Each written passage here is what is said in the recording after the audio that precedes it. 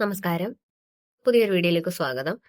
IIT കാൺപൂരിന്റെ വിവിധ പോസ്റ്റുകളിലേക്കുള്ള recruitment notification വന്നിട്ടുണ്ട്.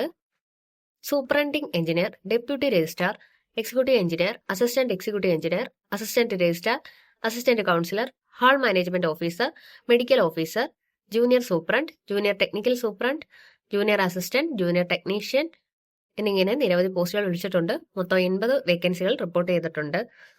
Qualifications നോക്കാം. Superintending engineer masters degree in civil engineering ആണ് ക്വാളിഫിക്കേഷൻ ആയിട്ട് വരുന്നത്. കൂടാതെ 13 വർഷത്തെ എക്സ്പീരിയൻസ് ഉണ്ടായിരിക്കണം. അല്ലെങ്കിൽ bachelors degree in civil engineering with 15 വർഷത്തെ എക്സ്പീരിയൻസ് ഉണ്ടായിരിക്കണം. അടുത്ത പോസ്റ്റ് ഡെപ്യൂട്ടി രജിസ്ട്രാർ ആണ്. മാസ്റ്റേഴ്സ് ഡിഗ്രി ആണ് ക്വാളിഫിക്കേഷൻ ആയിട്ട് വരുന്നത്. 5 വർഷത്തെ എക്സ്പീരിയൻസ് ഉണ്ടായിരിക്കണം. അടുത്ത പോസ്റ്റ് എക്സിക്യൂട്ടീവ് എഞ്ചിനീയർ ആണ്. Masters degree in civil engineering ആണ് ക്വാളിഫിക്കേഷൻ ആയിട്ട് വരുന്നത്. 8 വർഷത്തെ എക്സ്പീരിയൻസ് ഉണ്ടായിരിക്കണം. അടുത്ത പോസ്റ്റ് അസിസ്റ്റന്റ് എക്സിക്യൂട്ടീവ് എഞ്ചിനീയർ ആണ്. Bachelors degree in electrical engineering കൂടാതെ 3 വർഷത്തെ എക്സ്പീരിയൻസ് ഉണ്ടായിരിക്കേണ്ടതാണ്. Assistant registrar master's degree with 55% mark, minimum 8 years experience ഉണ്ടായിരിക്കേണ്ടതാണ്. Assistant counsellor MPhil in clinical psychology 2 വർഷത്തെ എക്സ്പീരിയൻസ് ഉണ്ടായിരിക്കേണ്ടതാണ്. അല്ലെങ്കിൽ MA in clinical psychology or MSc clinical psychology or MA psychology ഈ qualification ഉള്ളവർക്ക് apply ചെയ്യാവുന്നതാണ്. 5 വർഷത്തെ എക്സ്പീരിയൻസും കൂടെ ഉണ്ടായിരിക്കേണ്ടതാണ്. Hall management officer master's degree in hotel management ആണ്. 5 ഇയേഴ്സ് എക്സ്പീരിയൻസ് ഉണ്ടായിരിക്കണം. മെഡിക്കൽ ഓഫീസർ MBBS ഡിഗ്രി ഉണ്ടായിരിക്കണം. കൂടാതെ 3 വർഷത്തെ എക്സ്പീരിയൻസും വേണ്ടതാണ്. Junior superintendent master's degree with 5 years of experience ഉണ്ടായിരിക്കണം. അല്ലെങ്കിൽ bachelors degree with 7 year experience ഉണ്ടായിരിക്കണം.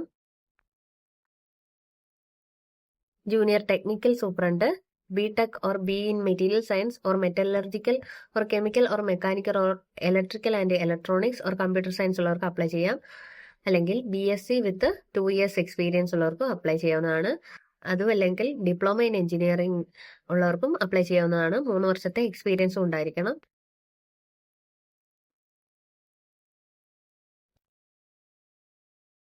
ജൂനിയർ അസിസ്റ്റന്റ് ക്വാളിഫിക്കേഷൻ വരുന്ന ബാച്ചിലേഴ്സ് ഡിഗ്രിയാണ്.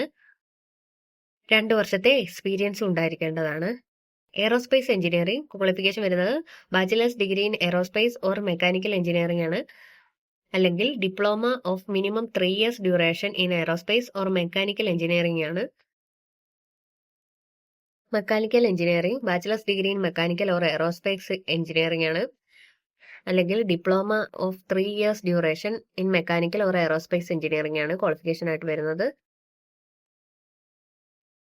നോട്ടിഫിക്കേഷന്റെ ലിങ്ക് ഡിസ്ക്രിപ്ഷൻ ബോക്സിൽ കൊടുത്തേക്കാം. താല്പര്യമുള്ളവർക്ക് ഡൗൺലോഡ് ചെയ്യാവുന്നതാണ്.